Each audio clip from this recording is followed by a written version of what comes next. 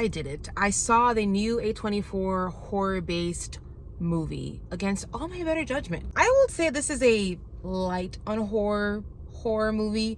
It's not really hard horror. There are a few creepy and horrific heinous scenes, maybe like 2 or 3, but I wanted to manage your expectations. Do not go in thinking that this is going to be like a bloodbath or anything like that. But when you watch this, you will immediately think of Midsummer, because I know I thought that, and I've seen a few comments online saying that, and I completely understand why now. But I am not a girl who loves Midsummer. I think maybe it's just like cult-based films are maybe just not for me. But I want to start out with the positives first for this one. So the beginning of this had me very intrigued. It's everything about it kind of pulls you in. The way that it's shot with its slow pans and the way that the music plays, it has like very suspenseful type of music that kind of invites you into this mystery, because a large part of this movie is a mystery. You do not really know what is going on, I will say, until maybe like the very end, or maybe you have figured it out because you're very great at guessing and just putting things together. But with my experience, I was intrigued and I was engaged for a lot of this because I wanted to know, what is this pop star doing? Why is he inviting all these people out here in his estate?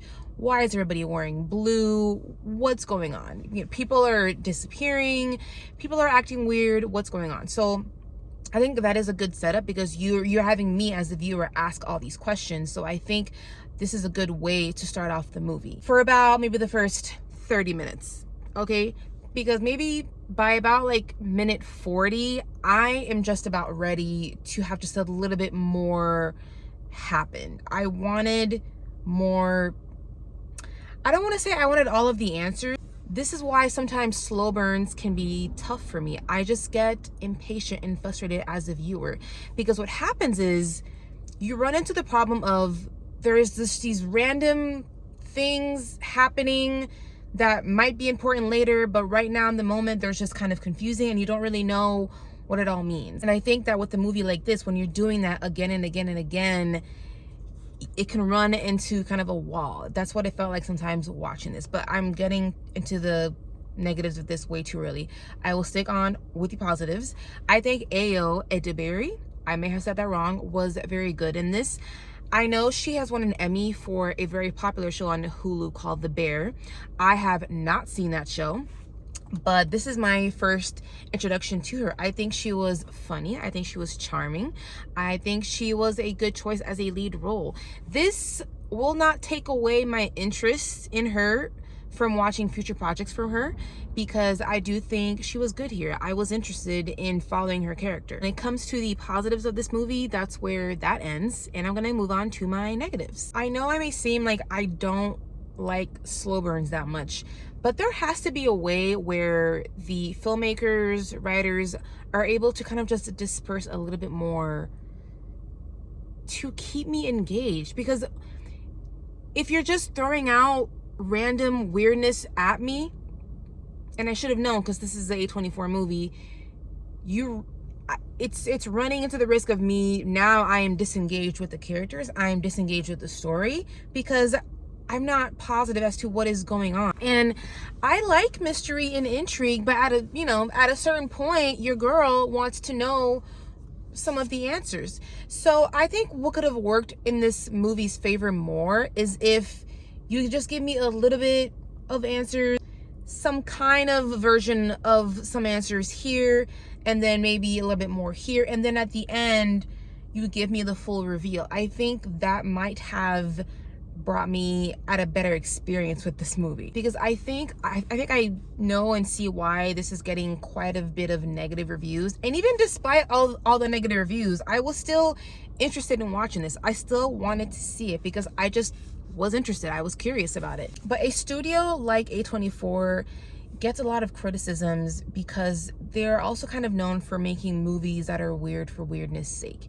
You run into the risk of being too A24. And while I don't put this at the level of I Saw the TV Glow, I can't really get this movie to a fresh either. I'm telling you right now, I'm rating it a 2 out of 5 stars. I thought it looks great and there are some good performances, especially by Ayo, who plays the main character, but it's just not a fresh. I do want to go back to my positives really quick. I do like that Ayo plays this character who felt realistic.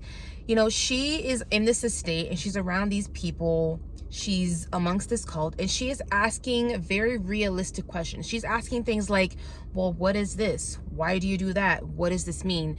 Questions that you're thinking. She's pretty much like the audience. She's thinking these questions for us and she's asking them. And I really liked that because it made it feel relatable and realistic, and she played it off well. And then once somebody answers some of these questions, you hear words coming out of their mouths, but they make no sense to me. It was just all nonsensical. So again, you just have me pulling back and just not leaning in anymore, not engaged with the story.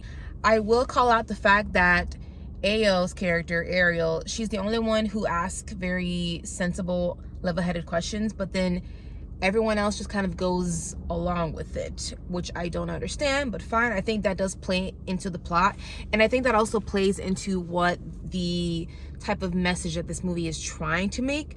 I do think that is the big thing. The other big thing that's holding me back from enjoying this more was the fact that I think the messages of it are pretty messy.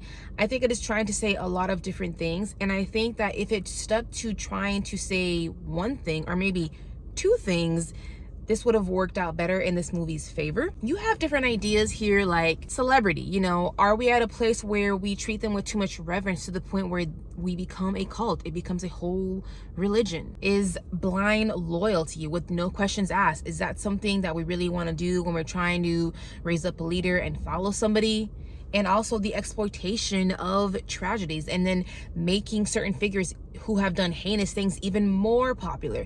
Those are all very interesting ideas, but I just felt like there's so many things being thrown at the wall that it just looks like a wall full of splatter instead of making a cohesive picture for us. So this just didn't work for me, and I'm sad about it because even though I did see the negative reviews and the negative comments on this, I was still interested just because, I don't know, something in me still wanted to go out and watch this. I don't regret my time with it because I did like some things in here. You know, as I was watching it, I was even thinking, I think I'm gonna at least give this a 3-star rating. A 3 to me is like a fine, okay movie. It's not like, you know, great praise, but a 3 is fresh to me. Anything below that is a not fresh rating, and I couldn't get this to a fresh because of all the things that I just said. So this one's not, it's not great. Thank you guys so much for joining me in my review of Opus. I will catch you guys next up for next up, I will review Snow White, a movie that has gone through so many different types of ups and downs and controversies over the past 2 years. But I'm still going to go ahead and see it because I watch all of these live action Disney movies for some reason, just like many of us do. If you're liking this content, please hit subscribe, hit that like button, and I'll catch you guys next time.